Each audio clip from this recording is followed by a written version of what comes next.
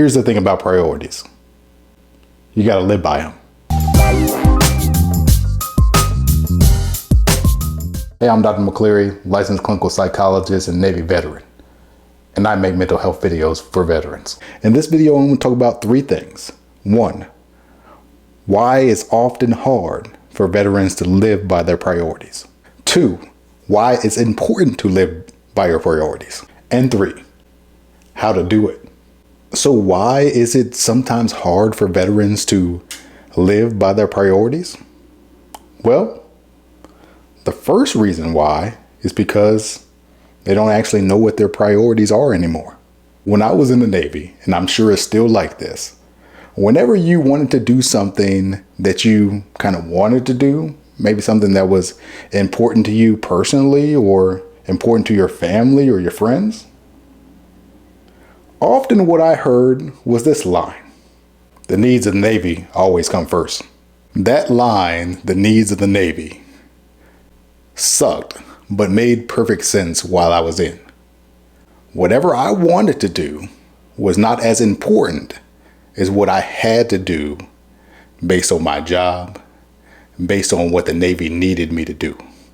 Fast forward 10 plus years for me, for some a lot longer than that. And what you have to do is reshape your priorities once you get out. Well, for a lot of veterans, this is hard because guess what? The needs of the Navy have always came first. They came before what you wanted to do. They came before your family. And now that needs of the Navy, the Army, the Corps, the Air Force, they're gone. Now that's somebody else's job.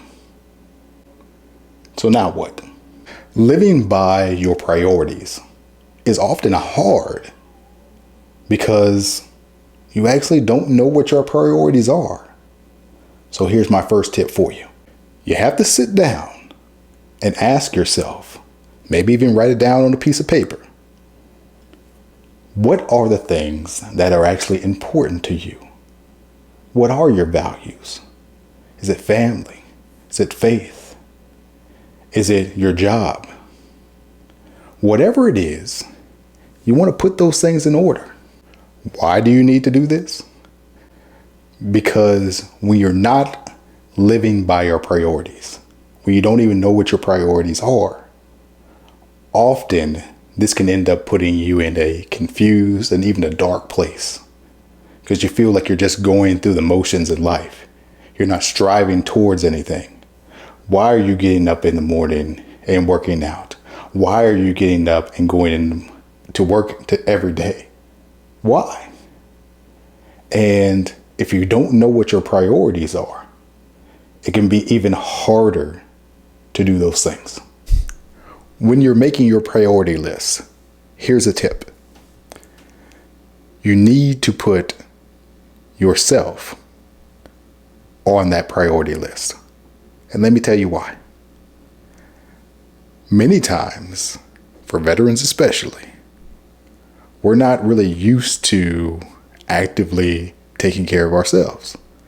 Maybe we're used to taking care of the mission, taking care of our team, taking care of our family, taking care of our partners. But often, we leave ourselves out.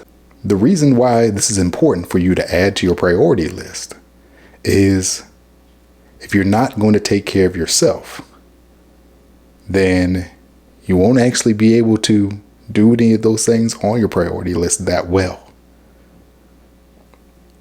You are also important because you are the key factor here. If you're not taking care of yourself, you can't take care of anybody else. Fair. We've all heard this before. On the airplane, put your mask on first. You probably, if you've been in the leadership position, you've even told your people this. I'm not saying that you have to be number one on your priority list, but you do need to be on it. Military service for a lot of veterans gives them purpose. It gives them a reason to go and charge forward. And even when you get out of the military, you still have to have those reasons. And you have to refine that purpose. If you're getting value out of this video, go ahead and smash that like button. Or consider subscribing to my channel if you want to learn more about PTSD or mental health.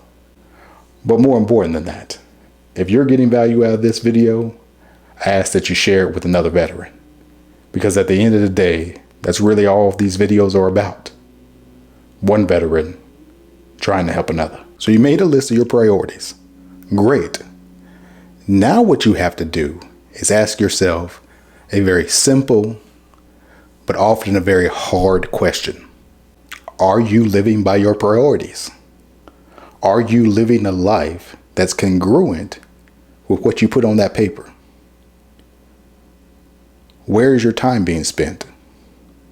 Because if your time is not being spent on your priorities, if you look over your life and you realize that your life is not congruent with the priorities and the values on that list, then you have to do one of two things. You either have to, one, change your priorities, which is okay. We can change our priorities. What is very important to us at 20 may not be important to us as much or at all at 40, 50, 70. And that's perfectly okay. At one point, family might not be that important to us. But now it is. At one point, the needs of the Navy may be extremely important to you. Now, maybe not so much. Whatever it is on your priority list, you want to make that priority list for today. And that means that it might take a little self-reflection. It may not be what it used to be. And that's okay. Because these are your priorities and nobody else's. The second piece here, if you got your priorities in order and you look over your priority list and realize that you're not actually living by the things that are important to you, well, guess what you need to do? You need to start living by your priorities. If you put family as your number one priority and you realize that you're not spending a lot of time with your family, well, maybe you need to spend a little bit more time. If you realize that education is a top priority for you, you're not doing your homework, or you haven't pulled the trigger on signing up for school, maybe you need to change that. Reshaping your priorities is a tall task, but it's a necessary task. If you want to feel better, if you want to live by purpose, and you want to actually get those things done and contribute to those things that are actually important to you. Something to think about.